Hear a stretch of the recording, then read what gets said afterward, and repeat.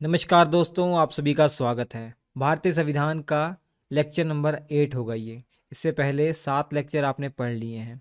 आज का लेक्चर पढ़ने के बाद आपका ये फर्स्ट चैप्टर जो है ना, भारतीय संवैधानिक इतिहास समाप्त हो जाएगा। पूरे डिटेल में और बहुत सरल भाषा में मैंने बताने का प्रयास किया है। इससे पहले वाले लेक्चर में आपने कैबिनेट मिशन पढ़ा। कैबिनेट मिशन को कांग्रेस ने तो एक्सेप्ट कर लिया था, लेकिन मुस्लिम लीग ने उसे नकार दिया।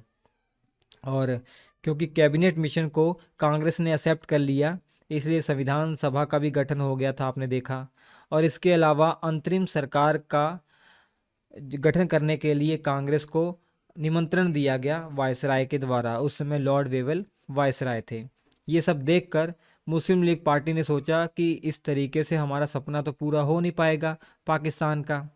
तो उन्होंने अगस्त के महीने में 16 अगस्त 1946 के अंदर प्रत्यक्ष कार्यवाही दिवस घोषित कर दिया। प्रत्यक्ष कार्यवाही मतलब डायरेक्ट एक्शन डे जो है उन्होंने घोषित कर दिया। और कलकत्ता से कितना खून खराबा शुरू हुआ, वो ये दिखाना चाह रहे थे कि अंग्रेज़ों को और इंडियंस को कि हम जो है पाकिस्तान के लिए कुछ भी कर सकते हैं। तो इसमें वो सफल भी रहे। तो सबके दिमाग में ये आ गया कि हाँ, अब पाकिस्तान का गठन हो जाना चाहिए। तो इस कारण से माउंट बेटन योजना को लाया गया। अब माउंट बेटन योजना आपको पढ़नी है। मेरा नाम है रवि यादव और मैं आप सभी का स्वागत करता हूँ श्री एजुकेशन के इस एप्लीकेशन प्लेटफॉर्म पर। माउंट बेटन योजना से पहले कहानी आप देखिए। ये माउंट बेटन है, ठीक है, भारत के वायसराय जो बनकर आए थे। इससे पहले की कहानी मैं आपको बताऊं। ब्रिटिश सरकार में जो प्रधानमंत्री थे क्लीमेंट एटली, उन्होंने ये 20 फरवरी 1947 को ब्रिटेन से ही घोषणा कर दी कि 30 जून 1948 से पहले पहले भारत को आज़ाद कर दिया जाएगा। और इस समय भारत के जो वायसराय थे लॉर्ड वेवेल ही थे। और क्लीमेंट एटली को लगा कि लॉर्ड वेवेल जो है ना, मुस्लिम लीग और आपकी कांग्रेस सरकार के बीच में मध्यस्थता नहीं करवा पा रहे हैं। तो इस कारण से माउंट बेटन को भेजा गया अगला वायसराय बनाकर। लॉर्ड माउंट बेटन की खासियत ये थी कि डिसीजन मेकिंग इनके पास जो कैपेसिटी थी वह बहुत ज़्यादा थी। इस कारण से लॉर्ड माउंटबेटन को वायसराय बनाकर भारत भेजा गया। और इन्होंने 3 जून 1947 को कांग्रेस, मुस्लिम लीग और अन्य पार्टियों के सामने अपनी एक योजना पेश की। इसी योजना को माउंटबेटन योजना कहा जाता है।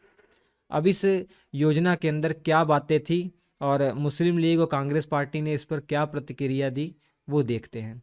तो सबसे पहले हम देखते हैं माउंटबेटन की जो योजना थी, इसमें क्या कहा गया था। इसमें पहली बात ये लिखी गई थी कि भारत को, जो पूरा भारतीय जो क्षेत्र है, इसको 2 भागों में बांट दिया जाएगा। एक भारत होगा, एक पाकिस्तान होगा।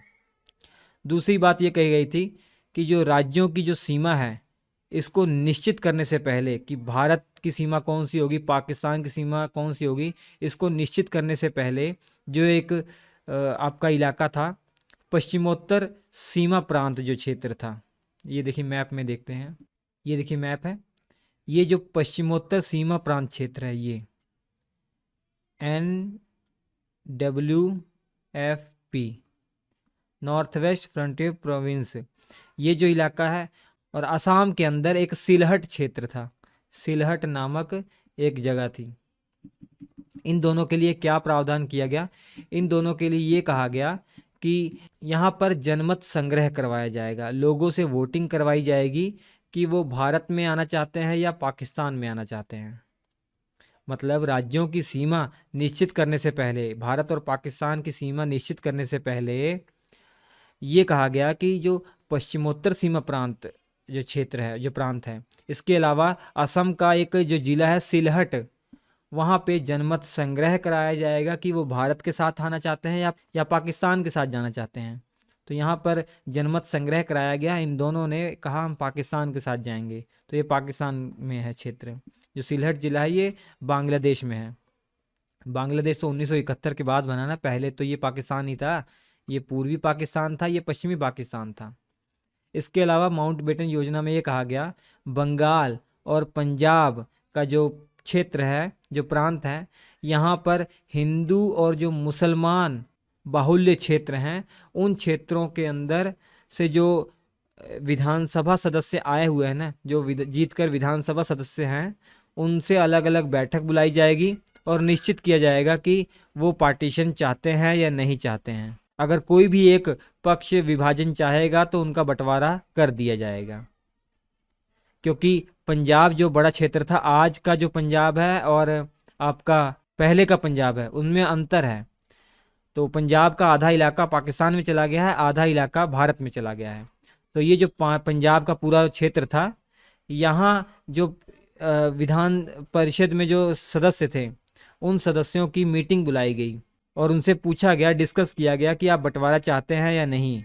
तो वहाँ पे ज़्यादातर लोगों ने कहा कि हाँ बंटवारा कर दीजिए, तो इसका बंटवारा कर दिया गया। उसी प्रकार बंगाल का भी बंटवारा कर दिया गया। आधा बंगाल हमारे पास है, आधा बंगाल तो जो है वो बांग्लादेश बन गया है। इसके अलावा संविधान सभा दो भागों में हो गई। संविधान सभा को दो भागों में बांट दिया गया। एक जो संविधान सभा भारत का संविधान बनाएगी, एक पाकिस्तान का संविधान बनाएगी, ठीक है। और इसके अलावा देशी रियासतों को विकल्प दिया गया, 3 विकल्प दिए गए, या तो भारत के साथ आप शामिल हो जाइए, या पाकिस्तान के साथ शामिल हो जाइए, या आप स्वतंत्र हो जाइए, ठीक है। 3 ऑप्शन दिए गए इनको। तो ये थी माउंटबेटन योजना। इस योजना को जब कांग्रेस और आपका मुस्लिम लीग के सामने रखा गया तो उन लोगों ने इसे ठप्पा लगा दिया, इसे एक्सेप्ट कर लिया। अब इस योजना को ब्रिटेन में भेजा गया और इस योजना को एज ए बिल बनाकर एक पेश किया गया बिल को पार्लियामेंट में, और वो बिल पास हो गया, फिर अधिनियम बन गया। तो वही अधिनियम कहलाता है भारतीय स्वतंत्रता अधिनियम 1947। देखिए 4 जुलाई 1947 को ये बिल जो है ना पार्लियामेंट में पेश किया गया, और 18 जुलाई लगभग 14 दिन बाद ये कानून बन गया, ये पास हो गया। बहुत आसानी से कहा जाता है ये पास हो गया। तो ये कानून बन गया भारतीय स्वतंत्रता अधिनियम 1947। ये जो देखिए माउंटबेटन योजना और भारतीय स्वतंत्रता अधिनियम लगभग सेम ही है, क्योंकि माउंटबेटन योजना वो सारी बातें उन्होंने ब्रिटेन में भेजी थी। तो ब्रिटेन में थोड़ा बहुत इसमें परिवर्तन करके इसे बिल बनाकर पेश किया गया पार्लियामेंट में और कानून बन गया। अब देखते हैं हम कि इस स्वतंत्रता अधिनियम में क्या बातें थी जो आपको याद रखनी है। सबसे पहले देखिए इसमें कहा गया कि भारत और पाकिस्तान की स्थापना की जाएगी। मतलब पूरा जो भारतीय क्षेत्र है इसे 2 भागों में बांट दिया जाएगा। एक देश कहलाएगा भारत, एक देश कहलाएगा पाकिस्तान, और दोनों में गवर्नर जनरल हुआ करेंगे। और इस गवर्नर जनरल की जो नियुक्ति है वो ब्रिटेन के सम्राट करेंगे। ब्रिटेन के सम्राट के द्वारा इनकी नियुक्ति होगी, ठीक है। भारत के गवर्नर जनरल और पाकिस्तान के गवर्नर जनरल की नियुक्ति ब्रिटेन सम्राट के द्वारा की जाएगी। इसके अलावा दोनों देशों का अलग अलग संविधान सभा होगी, वो अपने अपने देश के लिए संविधान बनाएगी। इसके अलावा 2 सीमा आयोग गठित किए जाएंगे, जिसके अध्यक्ष होंगे सर रेडक्लिफ।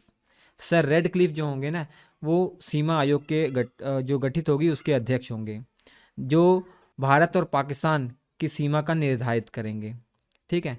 2 सीमा आयोग किस लिए कहा जा रहा है? एक सीमा आयोग का नाम था पंजाब सीमा आयोग और दूसरी सीमा आयोग का नाम था बंगाल सीमा आयोग। पंजाब सीमा आयोग का ये काम था कि जो ये आपका पश्चिमी पाकिस्तान है और ये भारत को अलग करना, इसके बीच में एक जो है ना लाइन खींचना, बाउंड्री बनाना। इस बाउंड्री का नाम क्या है? रेडक्लिफ रेखा ही कहा जाता है। और बंगाल सीमा आयोग का क्या काम था? ये सीमा निर्धारित करना कि जो पूर्वी पाकिस्तान है आपका, वो उसकी सीमा क्या होगी। इनका काम क्या था? मेन ये जानिए कि सर रेडक्लिफ जो थे ना, ये इसके अध्यक्ष थे, इसलिए इस रेखा को सर रेडक्लिफ रेखा कहा जाता है।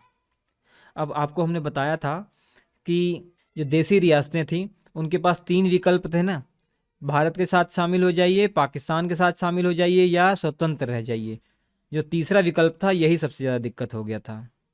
हालांकि सरदार वल्लभ भाई पटेल जी की कृपा से बहुत सारी रियासतें भारत में शामिल हो गई थी, लेकिन 3 रियासतों ने मना कर दिया था, हैदराबाद, कश्मीर और जूनागढ़, ठीक है। हालांकि ये एक चैप्टर अलग से आएगा, जब आर्टिकल 1 से लेकर 4 तक आप बात करेंगे, हम भाग 1 की बात करेंगे, तो ये फिर से आएगा, तो डिटेल में हम चर्चा करेंगे। लेकिन ये जानिए कश्मीर, जम्मू कश्मीर, जूनागढ़ और हैदराबाद 3 रियासत ऐसी थी भारतीय क्षेत्र में जिन्होंने भारत के साथ सम्मिलित होने से मना कर दिया गया। हालांकि जम्मू कश्मीर पर जब पाकिस्तान ने आक्रमण कर दिया था तो यहाँ के जो महाराजा थे हरि सिंह, वो भारत की शरण में आए और हमने इन्हें बचाया और ये हमारे भारत का हिस्सा हो गया था। लेकिन पाकिस्तान ने आक्रमण कर दिया था, जहाँ तक आक्रमण किया था, जहाँ तक कब्जा कर लिया था, वो क्षेत्र आज भी उनके साथ पास है, पोक जिसे कहा जाता है, पाक अधिकृत क्षेत्र। और हैदराबाद जो था ना, इस पर पुलिस कार्यवाही की वजह से पुलिस कार्यवाही करके हमने इसको अपने में मिलाया। जबकि जूनागढ़ में जनमत संग्रह कराया गया, लोगों से वोटिंग कराई गई कि भारत के साथ आपको रहना है कि ये स्वतंत्र रहना है, तो 99% से ज़्यादा लोगों ने कहा भारत के साथ रहना है, तो इसलिए भारत से मिला लिया गया। ये सब डिटेल में हम चर्चा करेंगे, ठीक है। तो ये भारतीय स्वतंत्रता अधिनियम भी आपका समाप्त हो गया, सारी चीज़ें आपको बता दी गई हैं। ये एक चैप्टर आप समाप्त हो जाता है। मैं आपको इसके क्लास नोट्स प्रोवाइड करा रहा हूँ, आप क्लास नोट्स डाउनलोड कर लीजिएगा, उसे पढ़िएगा। इसके अलावा मैं आपसे टेस्ट लूँगा, ठीक है। मैं आपको ग्रुप में अनाउंस कर दूंगा कि टेस्ट कब होगा, तो पहला चैप्टर आप अच्छे से तैयार कर लीजिए, फिर टेस्ट लिया जाएगा और रैंक भी आपको मालूम पड़ेगी कि आपकी रैंक कितनी आ रही है। तो अच्छे से टेस्ट तैयार कर लीजिए, उसके बाद ही टेस्ट अटैम्प्ट कीजिएगा, ठीक है। पहला टेस्ट जो होगा ना, ये सभी स्टूडेंट के लिए मैं खोल दूंगा कि सभी पार्टिसिपेट करें, जो फ्री वाले स्टूडेंट हैं उनके लिए भी और जो पेड है उनके लिए भी, ताकि जो पेड बच्चे हैं उनका जो कंपटीशन है वो थोड़ा टफ हो जाए, और वो मैं चाहता हूँ वो अच्छा स्कोर करें, तो अच्छे से तैयार कर लीजिएगा। चलिए हम आपसे मिलते हैं अगले एपिसोड में, तब तक के लिए नमस्कार।